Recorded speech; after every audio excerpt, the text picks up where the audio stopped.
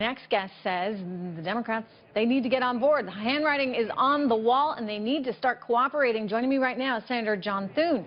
Senator Thune, welcome back to the show. Good to see you. I want to talk first about the Supreme Court and whether or not we're going to see much of a fight on this front. It looks like we already are. Do we need to actually be in a position where the nuclear option is what is exercised? My hope is not, but that assumes a level of cooperation with the Democrats, Trish, by the Democrats. And I think that this is an exceptionally well-qualified nominee, widely respected, and was confirmed unanimously by the Senate back in 2006 when he was up for the appellate court.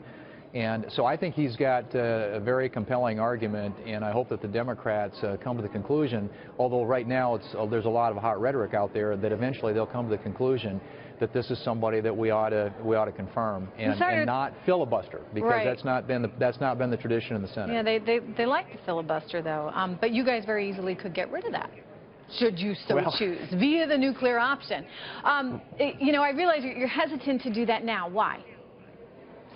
Well, first off, it's just not that's not been the practice with Supreme Courts, and right now the threshold on a Supreme Court nominee is still at 60 votes, and we would like to maintain the tradition. If you go back to President Clinton, he got both Justices Breyer and Ginsburg without a filibuster, and President Obama in his first term got Justices Sotomayor and Kagan without a filibuster. This is the way this traditionally has been handled. The only real exception to that in modern history was in 2006 when Justice Alito was up for confirmation. President Obama filibustered it, and we had to have a cloture vote, but we did get more than 60 votes. But historically, when it comes to the Supreme Court, both sides have sort of cooperated. Now, people can vote up and down no, but we at least ought to allow that process and that nomination to proceed. Okay, I hear you.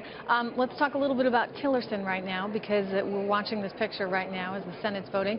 You know, the Democrats, they're doing everything they can to impede this process. One of the reasons why this vote is coming so late is because they effectively put into place a 30-hour rule, which postponed the thing for 30 hours. And believe me, it was more than 30 hours because they took a lot of things into account when they came up with that number. But you know, to your point, I mean, if you don't have the votes, I mean, isn't there a respectable way of doing all this? Isn't there a respectable way of acting? Do you have to, you know, act as our previous guests were saying, in some cases when they see Schumer doing what he's doing, like a spoiled child about all this?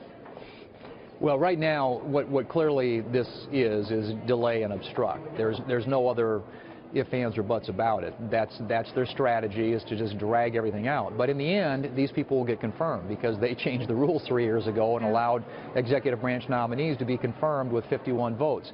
So these antics that they're using, like not showing up at the Finance Committee, not showing up for work. That's kind of amazing to me. Can I stop you on that for a second? Because, like, you know, if I don't show up at 2 o'clock, you know, they get dead air, right? I'm sure they'll find someone, but they got dead air. I mean, it's my job to be here. It is your job as a senator to be there, to vote, to be at these meetings, and they just say, you know, I don't like what's going on. I mean, at some point, shouldn't the voter have more say in all this? I mean, shouldn't they be penalized for just saying, I'm not going to participate in the process and I'm not going to go to work today? I suppose that's up to the people that they represent, but it is really unprecedented. We've not seen that around here. I've certainly not seen it in the time that I've been here. By now, in President Obama's first term, he had like 17 of his nominees through, and I think we have maybe 6 or 7. We get Tillerson today, but they're just slow-walking everything, and I think that's incredibly irresponsible. These are important positions. You know, the Finance Committee, the 2 that we reported out this morning, Secretary of Treasury, Secretary of Health and Human Services, these are consequential positions that need to be filled, and what the Democrats are doing right now in delaying and obstructing this from moving forward, I think is a real disservice to the American people. You know, look, and we need a Treasury Secretary. I've spoken to many people in the markets, obviously, that feel very strongly about that. Senator Thune, it's always good to see you, sir. Thank you very much.